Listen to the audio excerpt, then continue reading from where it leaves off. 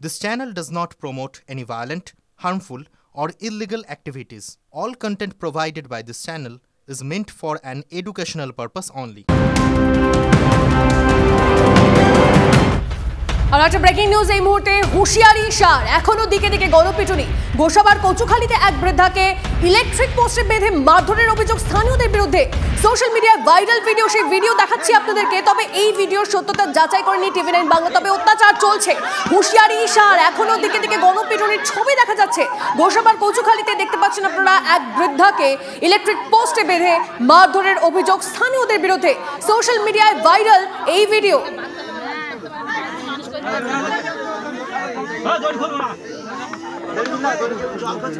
ছবি দেখছেন আপনারা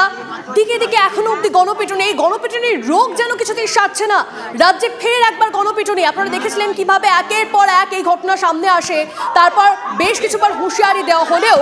ফের সেই ঘটনা গোসাবার কচুখালীতে এক বৃদ্ধাকে ইলেকট্রিক পোস্টে বেঁধে মারধরের অভিযোগ স্থানীয়দের বিরুদ্ধে কেন বারবার স্থানীয় বাসিন্দারা বা সাধারণ মানুষ তারা নিজেদের হাতে আইন তুলে নিচ্ছেন এই প্রশ্ন বারবার করে হচ্ছে কিন্তু কোনো রকম কোনো ভ্রুক্ষেপ করছে না কেউ বারবার করে এই একই ঘটনা এই ঘটনার ভিডিও ইতিমধ্যেই সোশ্যাল মিডিয়ায় ভাইরাল কথা বলবো অভিজ্ঞানের সঙ্গে অভিজ্ঞান বারবার করে হুঁশিয়ারি দেওয়া হচ্ছে তারপরেও এই ধরনের ঘটনা ঘটছে কিন্তু এক্স্যাক্টলি কেন মারধর করা হলো ওই বৃদ্ধাকে তাকে তোমাকে জানিয়ে রাখি যে এটা ঘটনা ঘটেছে কিন্তু একেবারে সুন্দরবনের একদম প্রত্যন্ত বদ্বীপ অঞ্চল যেটা রয়েছে গোসাবার কচুখালী গ্রাম পঞ্চায়েত এলাকা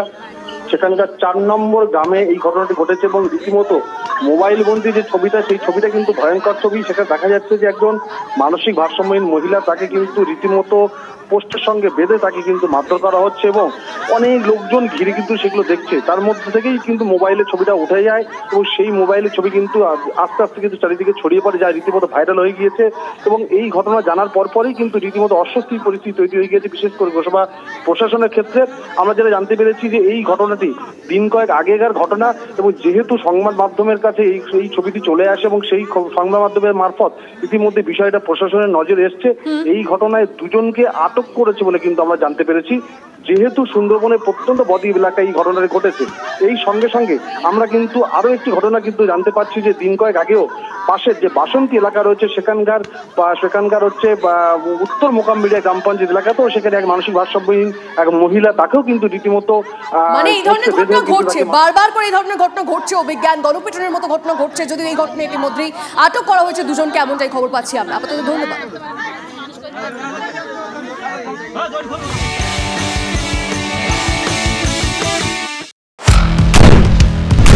আপনার সমস্যা দিনে দুপুরে ডাকাতি করে আপনাদের কোনো অসুবিধা বাড়িতে থাকতে পারছি না ঘটনা হোক বা দুর্ঘটনা বিস্ফোরণ স্থলের একেবারে কাছে ব্যানারগুলো খুলে ফেলা হচ্ছে রীতিমতো ভবিষ্যৎ হয়ে গিয়েছে স্টুডিওয় নয় সোজা দুটি হটস্পট থেকে আমি শর্মিষ্ঠা দুটি নৃশংস হত্যাকাণ্ডের অভিযোগ উঠে আসছে শুধু আপনার কথা শর্মিষ্ঠা মানে খবরের হটস্পটে আপনাদের নিয়ে যাবে হটস্পট সোম থেকে শনি সন্ধ্যে 7:30টায় টিভি9 বাংলায়।